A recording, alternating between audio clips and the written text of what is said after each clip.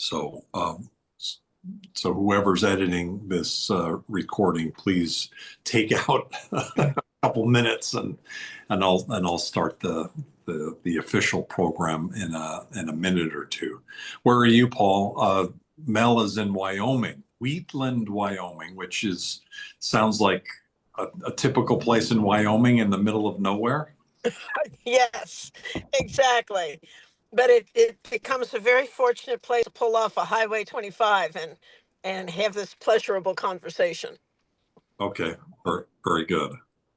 Yeah, my most memorable drive in Wyoming, other than getting a speeding ticket on I-80 on Christmas Eve one late evening, was in the northeast corner in the area of Wyoming. We drove, I don't know why we were doing this, but we were driving a long distance and it was the middle of the night. It was like 11 p.m. or something.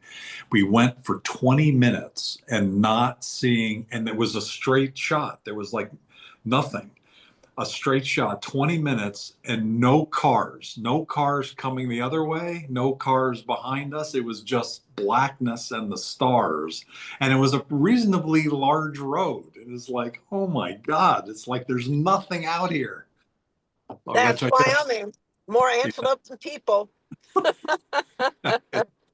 What a place. And it turns out a lot of the mining industry is in the middle of nowhere. So it's a good place for mining, isn't it? And nuclear development as well, too, is really taken off. Okay. Yep. Yeah. We got the mini nuke generators and we got the mining to feed them. That's interesting. Okay. Sort of like the Hanford Research Center in Washington. Similar, right? It's away from people, so you can do stuff like that. Very good. You can also do stuff like that because the government of the state of Wyoming is interested in attracting energy makers. Wyoming has been a big energy supplier to America for about 50 years. And they don't want to stop now. I gotcha.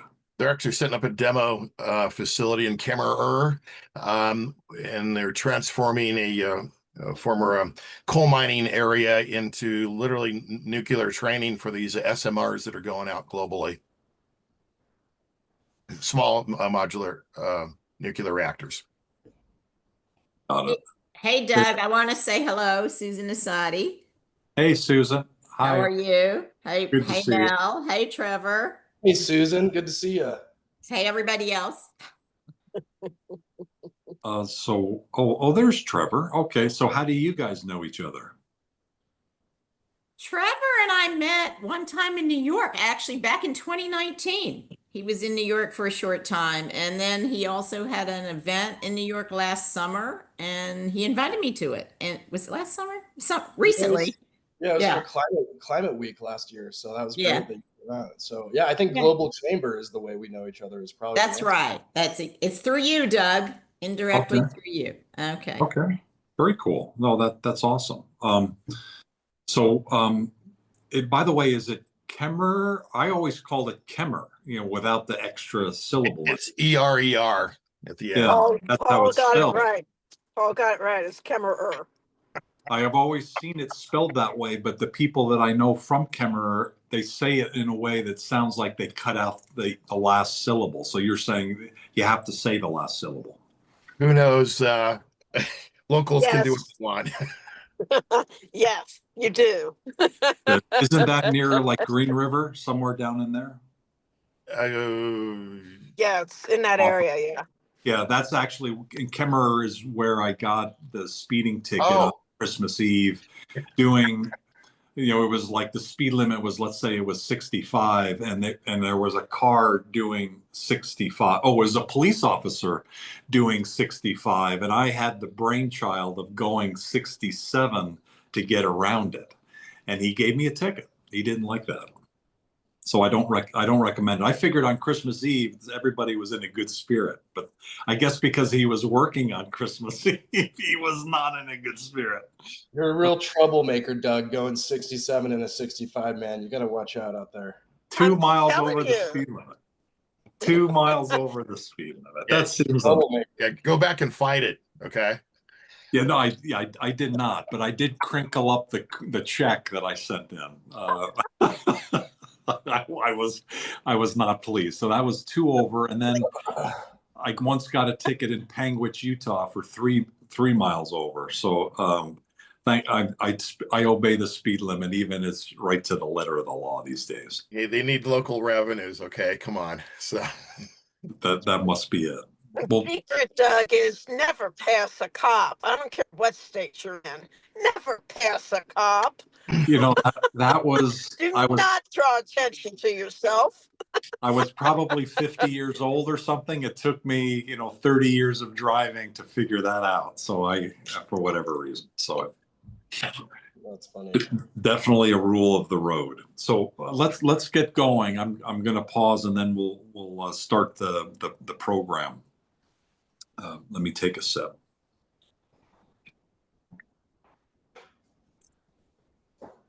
Good morning, good evening, good afternoon around the world. My name is Doug Brunke. Whether you're watching this live or you're watching it on the recording, we've got a really fun, interesting, and valuable conversation today.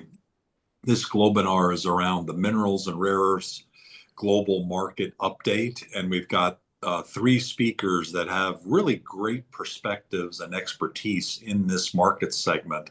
And undoubtedly, there are folks in the audience who can add questions or context or other information that builds on what we're going to talk about here today. I'm not sure we've ever done a program on this like this.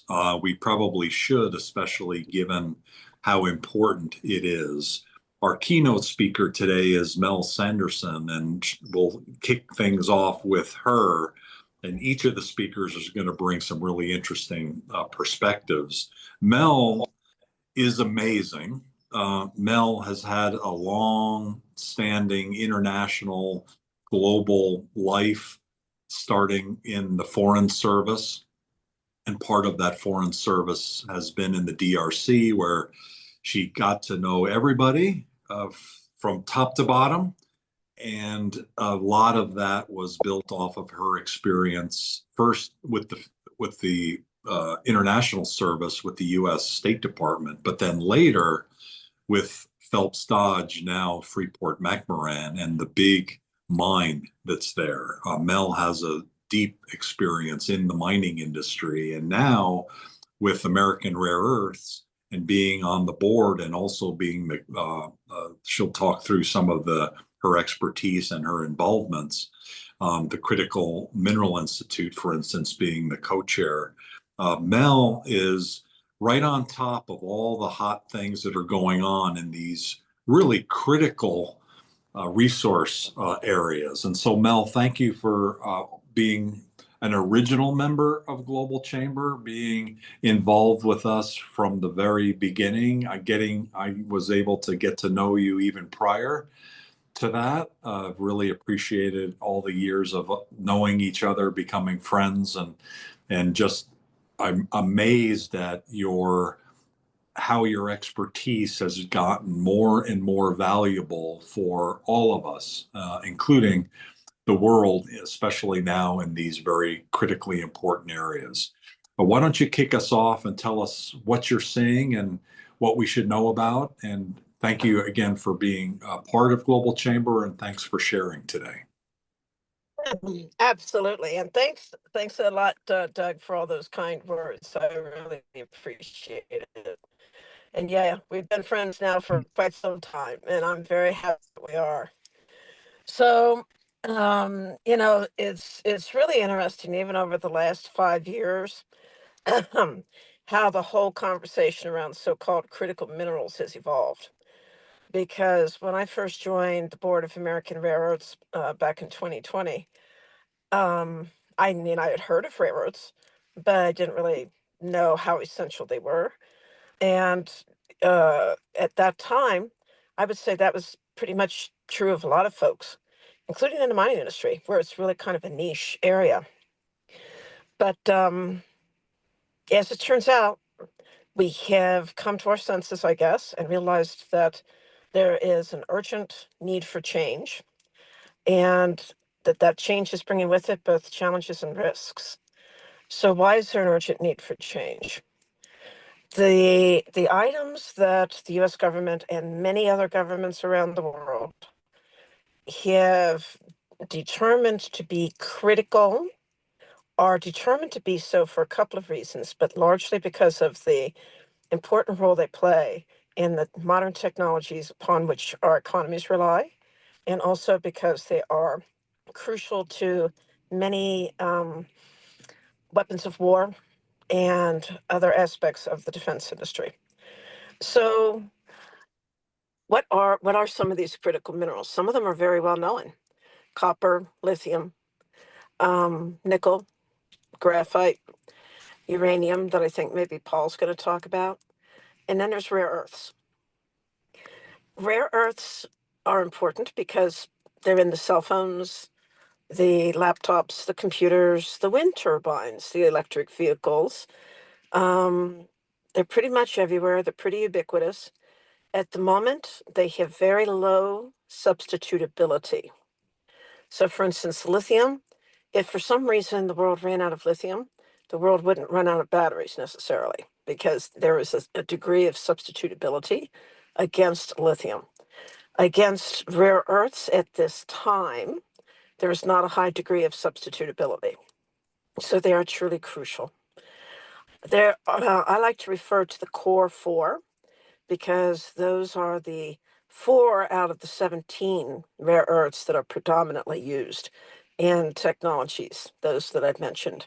So there are 2 so-called light rare earths, neodymium and praseodymium, and 2 heavy rare earths, terbium and dysprosium. That makes the basket of the core 4. The first 2 that I mentioned, the light ones, they facilitate energy exchange, so make the currents run in semiconductors, for instance. And the heavies keep things from overheating. So the huge motors in the wind towers that make the turbines turn would overheat and explode if there wasn't that mix of the core 4 in them. So are rare earths rare is a question that's frequently asked. And the answer to that is, geologically speaking, light rare earths are not especially rare. There are large deposits that are known to exist all over the place, one of which is owned and operated by American Rare Earths, a dual-listed Australian US company that has a concession called Halleck Creek in the state of Wyoming. And our JORC resource estimate that we published a couple of years ago shows that it has 2.64 billion tons of total rare earth oxides. So by the time you process and separate and get it down to what is going to be used economically, that's around 200,000 tons. Current demand in the United States for light rare earths is almost 100. So in other words, we have twice as much right now as demand. So we're going to need to be really careful when we bring this huge project online. We also have that core 4 in our composition, very importantly. So, and why I say it's very importantly is because heavy rare earths are rare. And therefore, it's very exciting when you find a deposit that has all 4 of the crucial elements in its composition. So we've also been blessed because the United States really doesn't have a domestic mining industry for a couple of reasons. The first of which is the permitting process, generally speaking, has been broken for the last 50 years. From the industry perspective, it hasn't functioned so much as permitting projects as to keep projects from being permitted. So the federal government is moving now to change that. And President Trump has launched a barrage of executive orders with the intention of shortening the permitting time. In fact, in some cases, to as short as 14 days. A uranium project was just approved in Utah, for instance, after what appears to be a 14-day consideration. But I'm going to come back to that in a second. Other projects could be approved in as short a time as 28 days. What makes those timelines possible is that these executive orders focus on projects that have been lingering in federal permitting and maybe have already been there for anywhere from 5 to 20 years. So a lot is known about these projects already. All kinds of environmental studies have already been done. All the paperwork has been filed. They've just been stalled. And so hence it's possible to approve a project after a 14-day review or a 28-day review. A lot of people on this call probably know. Another good example is Resolution Copper, which copper, as I mentioned, is also on the Department of Energy critical minerals list. And that particular project has been waiting 25 years between a combination of permitting and litigation to be approved. And the administration has approved it. It was immediately challenged at the level of the Supreme Court. And the Supreme Court has ruled in favor of Resolution Copper. So the project will be proceeding, which is very exciting because it's an enormous project, very high tech, and is going to contribute significantly to offsetting a projected copper deficit that was expected to take place as early as 2030. So coming back to why I said that we are exceptionally lucky, I gave those examples of sort of permitting hell because we are working to develop as phase one of what will be a multi-generational mining project, an area located exclusively on state of Wyoming land. And that phase one project will be called the Cowboy State Mine. The state of Wyoming is working closely with us in partnership to bring this project on as quickly as possible. We're in the pre-permitting phases right now. And with their help, both in terms of permitting and also financial help, because the state of Wyoming gave us a $7 million grant, which we have been using to offset the costs of this pre-permitting process. We expect to be in production as soon as 2029. Why does that matter? It matters because right now, the United States has only one operating rare earth mine. It's in California. It's called Mountain Pass Materials, MP Materials. It was formerly a primary molybdenum producing mine, and with rare earths as secondaries, it is now primary rare earth producing mine. Until recently, MP was shipping all of its output to China for processing. Why? Because there was no processing capability in the United States for rare earths. More or less intentionally, the United States decided about 40 years ago that we didn't want to process rare earths in America. The old technologies are not environmentally friendly by any stretch of the imagination, and we did not want that here.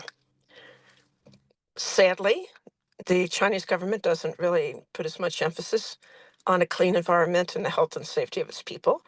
So they were very happy to embrace the processing of rare earth. And in fact, the processing of almost every single solitary critical mineral that we are now interested in for our economic and national defense security. So depending on the material, China processes anywhere between 70 to 99.9% of critical minerals. They have a stranglehold on the market, in other words. So that's why there is such an urgent, such a critical, pun intended, need for the United States to develop its mining resources in the critical mineral space, ranging from rare earths to copper to lithium and all of the other elements. There are 23 on the list in total. So I think I'm going to stop there, Doug, because I think that's a pretty fair overview of the key issues of the moment. Thank you. Yeah, that's at least begin the conversation. Paul, could you take us to the things that you've been involved with? I know last time we talked, you were doing a a big study on lithium and where that all is located. Paul is a co-founder of the American Battery Factory. He's just an amazingly intelligent, well-connected person in so many different areas, including mining and mining opportunities and the electric vehicle and the battery industry. And so congratulations on all the things that you've been involved with, Paul. Could you add to the conversation on some things that you've been working on and your view of the market? And you might be on mute. There we go. Thank you for reminding me to take off my mute. But thank you for those kind words. And Mel, I really appreciate your insights with this. And yes, we are seeing some changes in terms of the permitting process, which in the U.S. has been extremely challenging to say the least. A typical mine is anywhere from 11 to 16 years to bring online. And that's if you're lucky, to say the least. A great example of that is actually, I think in the last few months or so, they've officially announced that the Thacker Pass mine in that area on the border between Nevada and Oregon is now officially the largest a reserve of lithium globally, 30 to 40 million metric tons of lithium carbonate equivalents on this. And this is a process that literally lithium was identified in an area back in the 1960s. However, in that particular time, they viewed it as almost a nuisance. But in the last dozen plus years, it's been a very challenging environment, to say the least. On Trump's last time in as president, he also signed an executive order which allowed that process in Thacker Pass to move forward. There was still further litigation on that, but they have started in the last year and a half or so. They're going to need probably another 3 years or so before they're going to be in production, but that will really allow the U.S. to have a fairly significant resource that'll be viable for use mainly in battery production with this. And just as a quick side note to that is NPR actually did a broadcast on that whole project out there, and I have had the chance to go out and actually tour that facility, spend a day with a PhD that wrote a dissertation on an area. I was able to meet with local indigenous representatives and really understand better what's going on in this giant caldera that collapsed about 50-60 million years ago. And so much of the information that was described in the NPR radio broadcast simply was not factual. The irony of the situation is that NPR had reached out to me to interview me, and I really wanted to have more of a conversation with them about the differences between the facts and then what they were broadcasting on that. So just because you hear certain things, don't always believe it. And I do try to remind people of what Thomas Edison said about the battery sector and the supply chain years ago, is there's liars, damn liars, and those battery folks. So just be very careful what you believe and what you don't on this. But the good news on the lithium side is that things are progressing forward. In addition to Thacker Pass on the north side, mainly in the Oregon side, there's additional resources that have been identified, and those are moving forward as well too. But a whole area that we haven't really talked much about is what we call the brine. These are large aquifers that are located in many places around the world. And the idea behind these aquifers that have brine is we want to be able to pump up the water, the brine, strip out the lithium and other types of minerals, and then put that brine back in. Environmentally, it's a lot easier to get permitting, and frankly, you're not having open pit mining such as you're having in Thacker Pass and other locations around the world. You also don't have to have, as a utilized down in South America, these large solars where they literally just have the brine that goes out and it evaporates and then they scrape it up. But the new technology called DLE, direct lithium extraction, is really an amazing technology in which you're able to literally strip out the lithium with this. And there's two primary areas that I just wanted to mention. One is called the Smackover formation, and it's a massive aquifer that starts literally in Florida, goes all the way over into Texas, and it's a resource that will be able to provide not just lithium but other types of minerals as well. The large oil and gas companies are getting involved with this, along with smaller startups. We're going to see lithium coming out of those areas as well. Another area is Utah. We've identified down in the Green River area of Utah a couple of very large aquifers, and they're moving forward with testing on the direct lithium extraction aspect of that. So the good news on the lithium side is that the U.S. is actually making significant progress moving forward, both in clay and hard rock mining, along with this brine using direct lithium extraction. One other aspect of this is I just returned literally a few days ago from China. I was over there for a couple of weeks providing a keynote speech on the battery industry, of how Chinese technologies and companies could and should come to the US and other places around the world, and what's different and how we can collaborate.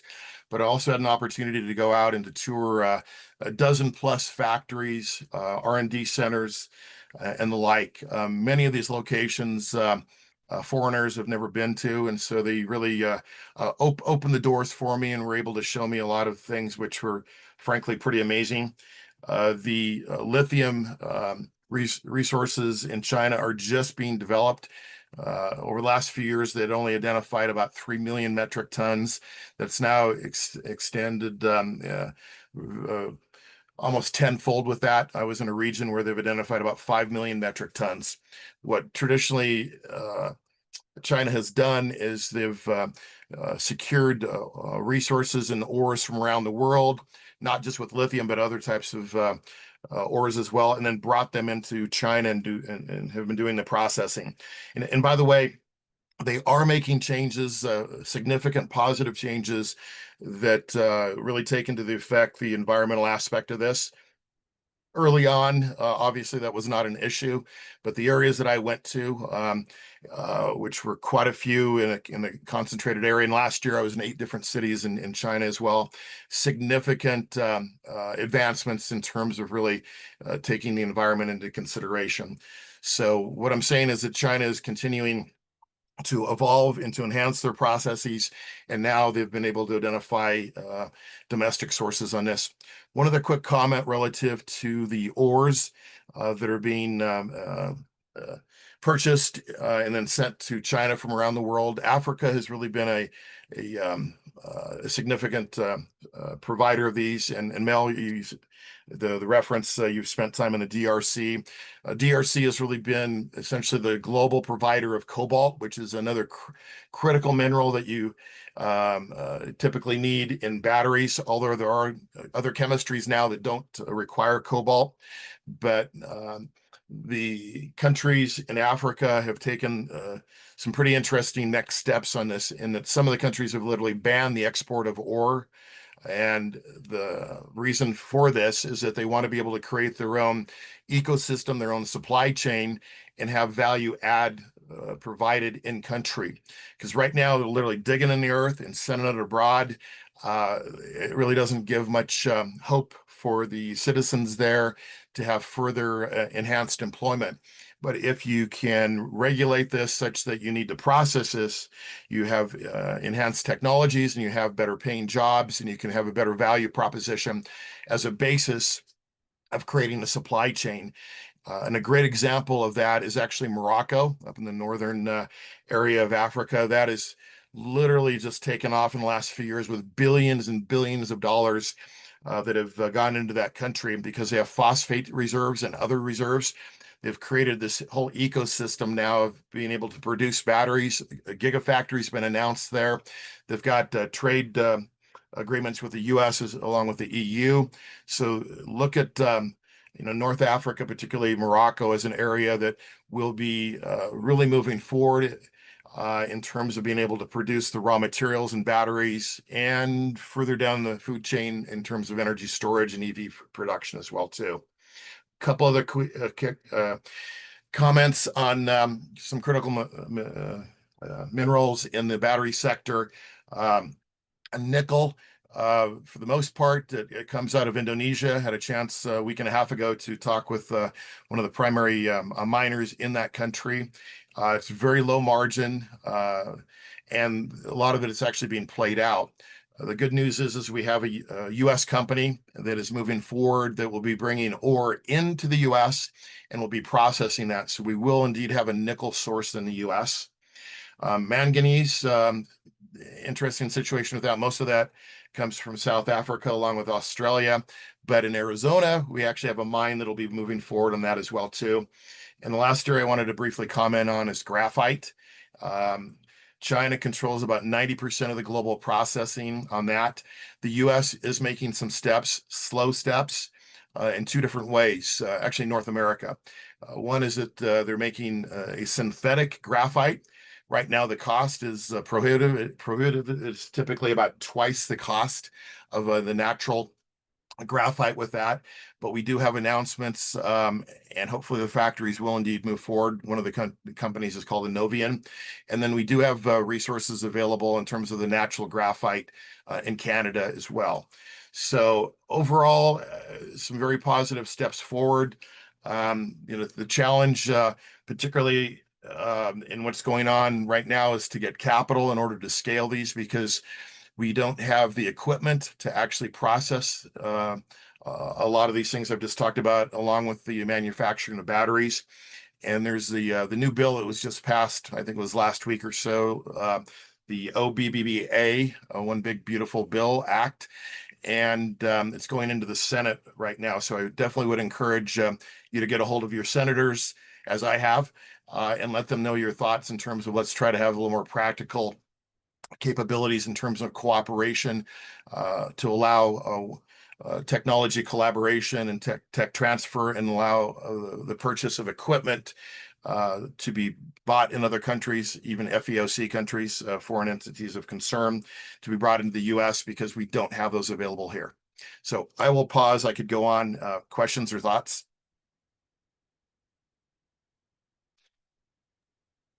Thank you, Paul. You're amazing. Thank you for that. What I would suggest is let's hear from Trevor, and then we're going to open up the floor. There's a lot of questions that I know I have, and I'm sure the audience has as well. And so let's deal with those with the three of you to be able to address them. Trevor Jones is the CEO of Lynx Global Intelligence.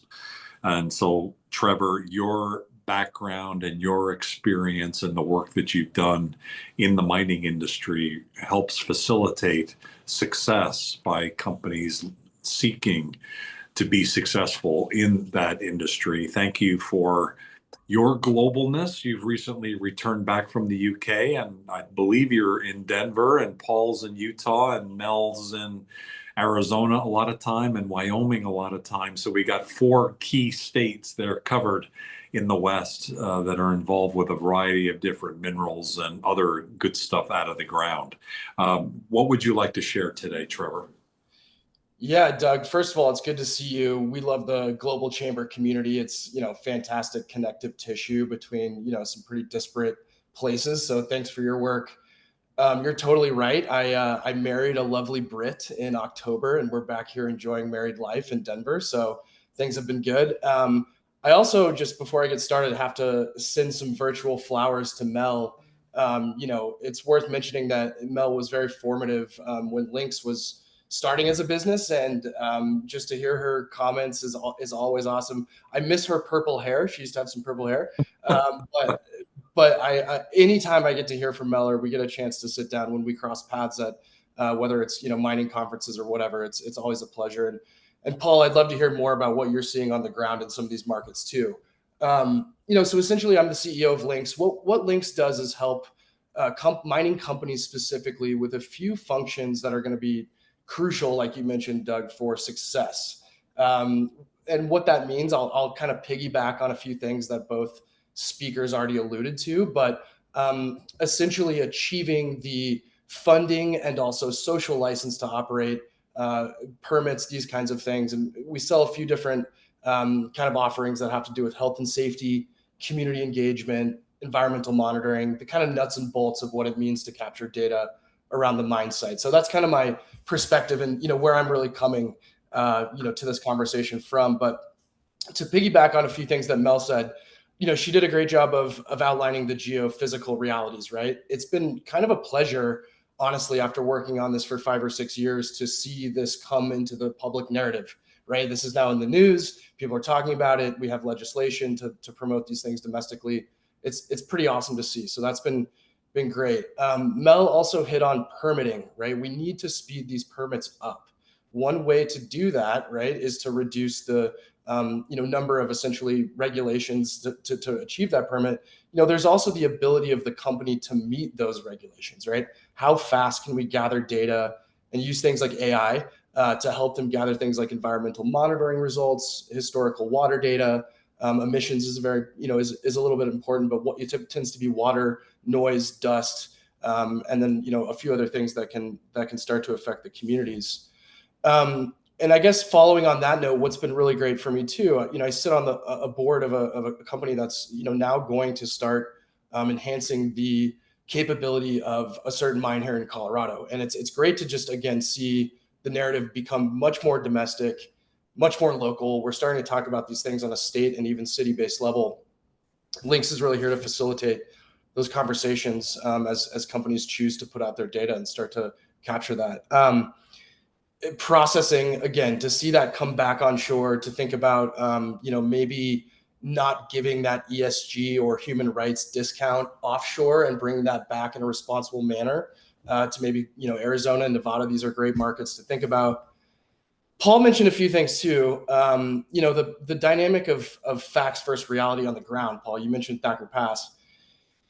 One thing we work really hard on is just being that kind of widget in between the mining company and their data and the public perception of such, right? And so the more that we can try to seek to be truth tellers, so to speak, or present the on the ground reality, that's our goal. And this gets contentious in many ways. It's going to be in the mine that I mentioned in Colorado, at the other assets you mentioned around the United States, Paul.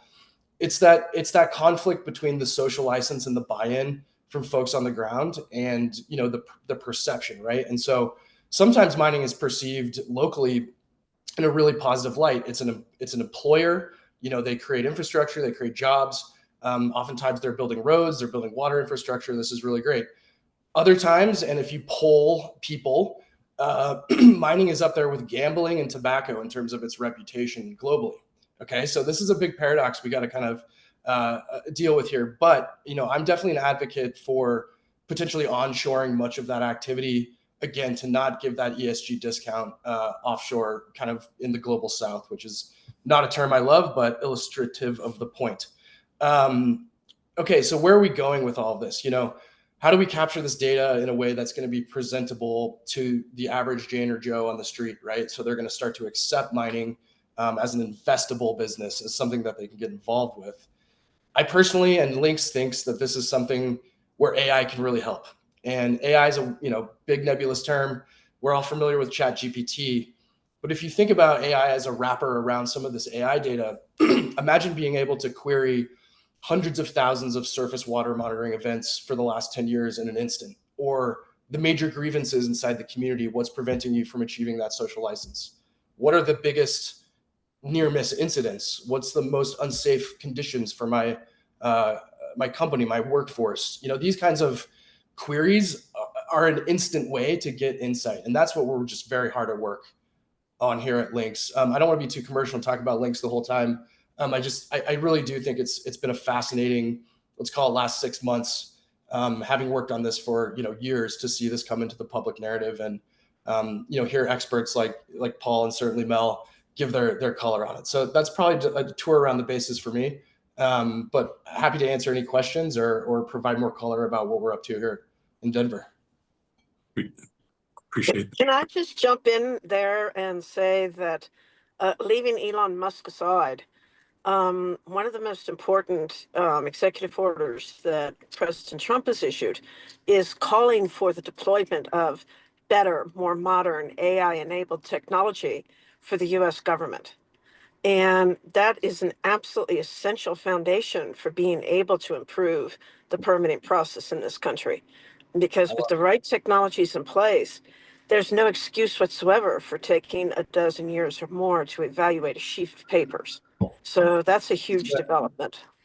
And Mel, I'll just piggyback on that. I think most people would be shocked if you go to the mine site. I was underground in a mine for my first time last year. It was kind of life-changing experience. You go there and there's these big binders, right, of paper, inspections, incidents, community engagement, stakeholder engagement, environmental monitoring. We're talking like my apartment behind me full of paper binders. Okay. So what's AI really great at? It's great at taking all of that data, ask it a, stupid, simple question, and it's going to start to give you some insight around years and years of data. So Mel, I think what you're saying is super important. This is going to be the future of how we speed this permitting process up, which is crucial, as you mentioned. I had a quick comment too, Trevor. What you just brought up, I think, really needs to be emphasized. Part of my presentation in Shenzhen last week or so was describing some of the things that would be surprising to the Chinese, and in particular, the layers of bureaucracy and regulation and who says what and whatever. But if you think about it, in one mine site, you can have federal, you can have state, you can have county, you can have municipality, you might even have tribal. I mean, there's like 5 different potential influencers that may not even be talking with one another, and each has their own set of regulations and challenges and hoops with that. So the simplification process would certainly go a long ways in helping to expedite being able to recover these valuable in-ground assets that we have. Yeah, I totally agree with that. There is some hope, I think, on the horizon for global standard that will be an audit-based standard. So you have your KPMGs, you have your SCS Globals that will come in. These are still very burdensome, right? These are, I think it's 20 chapters and 400 data points. Okay, so that's still what we think is going to become the out of the alphabet soup that we've seen with the waves of ESG that have come and gone. Mel's smiling because she knows exactly what I'm talking about. So yeah, using AI to align the different levels of regulation vertically along municipal, federal. You mentioned tribal, right? I mean, we help our Canadian customers. It's awesome in Canada. From my perspective, Indigenous groups have a ton of purchase. They have a ton of voice. It's a very dynamic conversation. I would suggest we look to Canada as maybe a global model for how to start to, but they deal with the same stuff, Paul, right? It's the same everywhere in the world. It's really interesting because you mentioned Canada. A few months ago, I was at a Canadian electrification conference, and they were kind of complaining, but they were also kind of touting that it takes about 3 to 5 years to get approvals for transmission lines across tribal lands. The reason it goes, like from a U.S. perspective, so quickly is because they actually get a profit share on that, give or take 10%. China, it's 45 days to get power. And at another conference I was at, there was a gentleman that represented the utilities in the state of Idaho, and he was like super excited. And he said, I almost have my permitting for my transmission lines available. And I said, well, how long have you been working on it? And he said, 18 years. So, and power is kind of important also for the mining aspect, and the two are really tied together.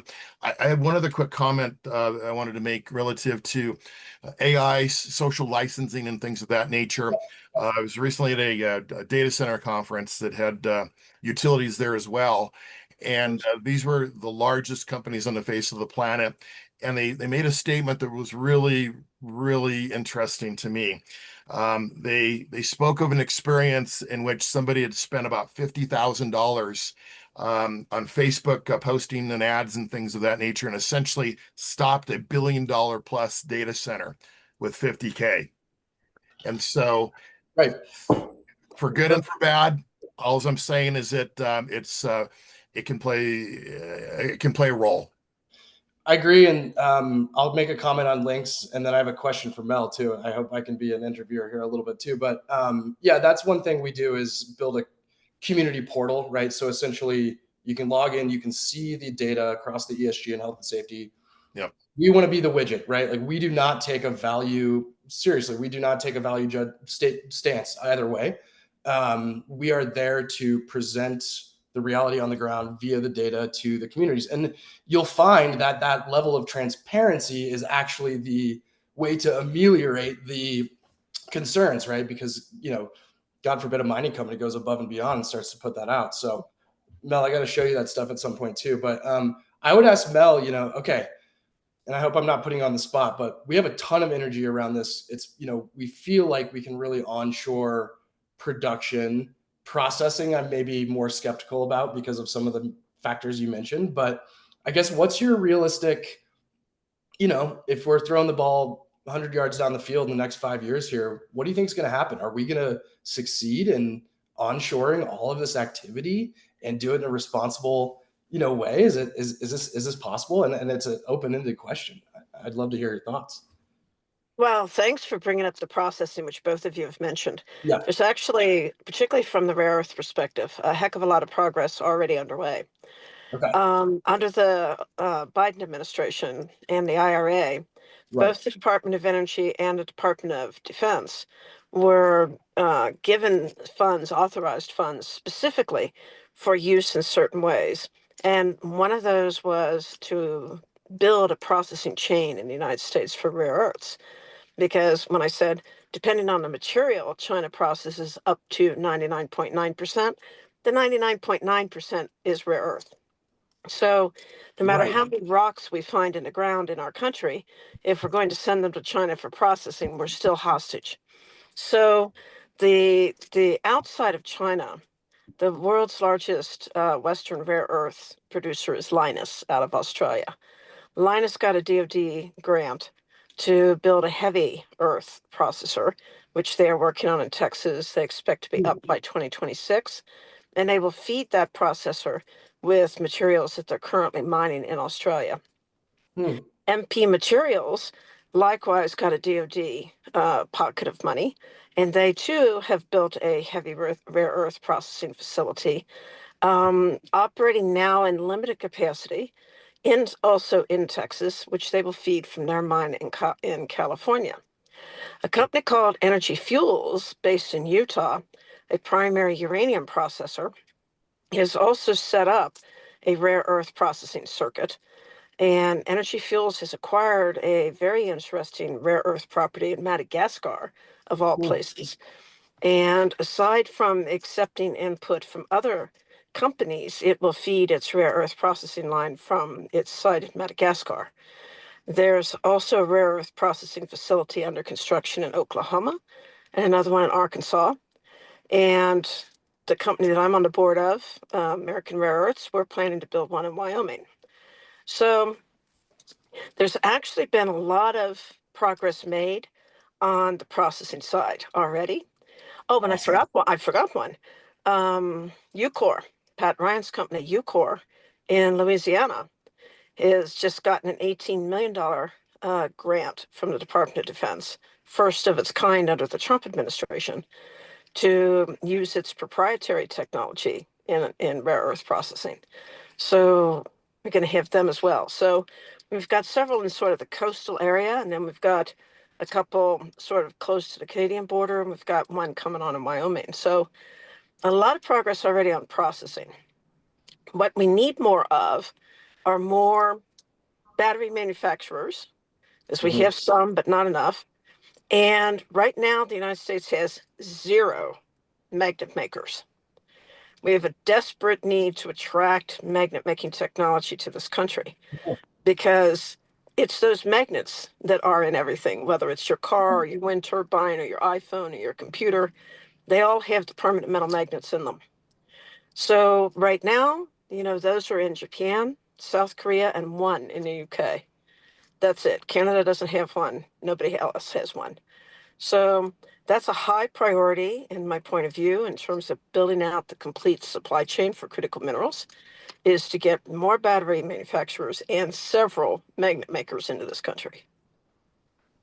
The battery manufacturers, it's extremely challenging right now with the DOE's loan processing office that essentially has stopped, or in some situations, maybe clawing back dollars associated with that. I could name multiple companies right now that are, for all intents and purposes, non-functioning because their $800 million, loans, guarantees, and other funding have been stopped. And so we need to be able to have access to capital, both public as well as private, the cooperation in those areas.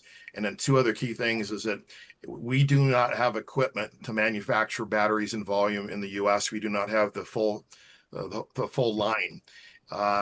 There's an exemption for semiconductor equipment processing on the tariffs. I'd like to be able to see the same thing on manufacturing equipment for battery manufacturing. A couple of weeks ago, like I said, I was in China with a trade show that had 400,000 people attending, 400,000 just on batteries. Okay. They have everything we need to have. This is equipment. If the tariffs stay in effect here, it's going to be extremely difficult, if not impossible, for us to build our ecosystem in the next few years. Let me add to that too, is that related specifically to tariffs, and I saw the question in the chat box about the impact of tariffs. China learned a lesson, a very important lesson, a few years back when it made its first overt market manipulation and shut down rare earth sales to Japan to hit specifically its magnet manufacturing industry. And that was overturned at the World Trade Organization. So China learned, okay, we can't do it this way. What are they currently doing? They're using their export control regime, which completely legitimizes its actions because the US and everybody else does the same thing. Right. And they have already said to both Japan and South Korea, if we catch you selling magnets to the United States with our materials as inputs, we will shut you down. So, there's a tremendous potential negative impact of these, shall I say, tariff discussions. I mean, there's been these interesting developments. Everyone has seen the same press I have. Court has temporarily said that the president can't do the tariffs the way he thinks he can because he's overstepping his constitutional authority. You have another court that says, oh, he can keep it up for a while, but we're going to be looking at it. So there's tremendous confusion right now around this whole tariff thing. But the general answer to the question, as a monetary economist, I will tell you, tariffs are bad, tariffs are bad, tariffs are bad. Even if you want to build a mine, you're going to have to get a lot of that steel outside of this country. We're not manufacturing it. Right. So if we're going to have a huge protective tariff against steel, we're ladling on another layer of cost to an already incredibly expensive process of building a mine or building a processing facility or building a magnet factory or building a battery factory. And I very much fear that at the moment, these knock-on consequences are not being taken into account by Washington decision makers.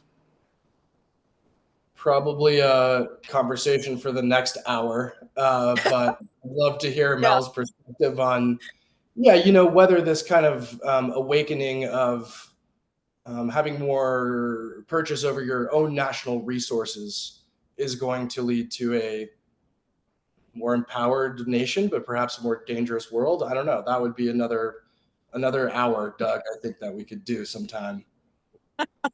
Yeah, absolutely. It's a big, I think we need to have this conversation on a regular basis, so I'll work and coordinate with the three of you.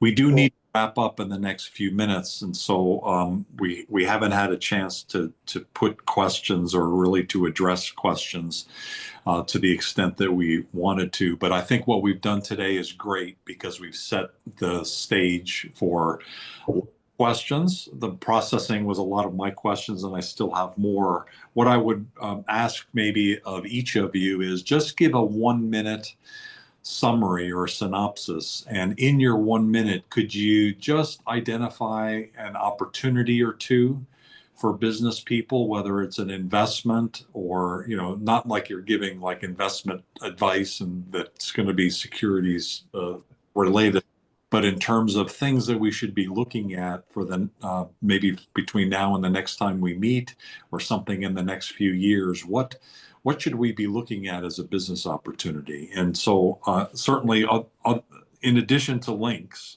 Trevor, would you like to do a wrap up, and what are you looking at in terms of opportunities in the next months and years? Yeah, and again, I'll speak to AI just because it's a hot topic and it's something we traffic in. AI has really come on the scene in the last 2 years as a very useful tool. I'm going to look up that aquifer that Paul mentioned later before I go to bed. That's like what I do. I ask it weird questions before. But seek out the AI companies that are going to provide a wrapper around a given business case, right? So we happen to be in one particular niche, but there's a million things you could think about where industry still has those big binders of paper I mentioned. That data's got to be useful. We're going to have a generational change as well in terms of how people use data. So just broadly speaking, AI companies that provide a wrapper around a very specific business case. And again, there's a million things, solar efficiency, or we talked about utilities before, there's a lot of efficiency gains there around AI. So that would be my advice. Generally. I saw Tim Randall in the audience, and he'd probably say something about Poland at this point too. And we are having a program on Poland and some of the mining opportunity there. Thanks, Tim, for joining today. Paul, how about you? Minute wrap up. What some opportunities to look at? Real quickly on Poland, they just announced about a $300 million financial support for Ascend Elements, which is part of the ecosystem on the supply chain. So anyway, quick wrap up here is let's enable U.S. battery manufacturing. And there's 2 specific things that I'd really encourage. Get a hold of your senators in terms of no tariffs for equipment. If we don't have the equipment to make these batteries, then we don't have an industry, okay? And the vast majority of that equipment comes from China. Get rid of the tariffs, just like they've done with the semiconductor. And the other is allow tech transfer to occur one way from China to the U.S. And then the last thing I'd really like to mention here is supporting the manufacturing on the battery side. That includes the supply chain. There are many small nascent firms that need capital, they need know-how, they need advisors, and they need to be able to scale. So support that industry. Fantastic. Great synopsis. Thank you. Great information. Mel, the last word. What would you like to say and wrap up? And are there particular things that we should be keeping our eye on? Money matters. It's the second stranglehold on developing an American mining industry. It's not cheap. We're looking at $456 million to build out phase 1 of our mine plus our processing facility. And traditionally, institutional investors haven't wanted to put their money into mines because the ROI is so long. So what I'm hoping is that if Americans become more aware of the criticality of what we face, and they want to put their dollars someplace, that they will step forward and begin investing in mining companies, because mining stocks traditionally languish on NASDAQ and on the OTC. And there's an opportunity for, quote, real people, unquote, to come into that market and be part of what I see as growth with a bullet, so to speak, because demand is not going to decline. Demand is only going to continue to grow. Just one data center, needs close to 50,000 metric tons of rare earth. One. And so how many are we looking at building? 6, 12. So it's a growth industry, and I hope people will put their money into it. Fantastic. Great analysis, great information. Love how you work together and synergized off each other. You've been listening to the Global Chamber conversation about minerals and rare earths, a global market update. It's May of 2025. We'll have more of these because obviously, based on what we've heard today and what we know, there's a lot going on with the tariffs, with the legal side of things, with regulatory, a lot of good news, and still a lot of frustrating news of where we are. And it's going to be an interesting path going forward. Thanks to Mel Sanderson. Thank you to Paul Charles. Thank you to Trevor Jones for the conversation today. We really appreciate all the information. Watch for the video. If you're already watching the video, you found it. Congratulations. And stay in touch with Global Chamber, not just on this market segment, but others. Mel, where to now? Where are you driving? Home to Casper. How far do you got? Another couple hours and I'll be in my recliner. Thanks for taking the time, and thanks, Trevor and Paul. Have a great rest of your day, everybody. Thank you. Thanks, Thanks, everyone. Doug. Thanks, everybody tuning in. Bye. Bye. Thanks, guys. Safe driving, Mel.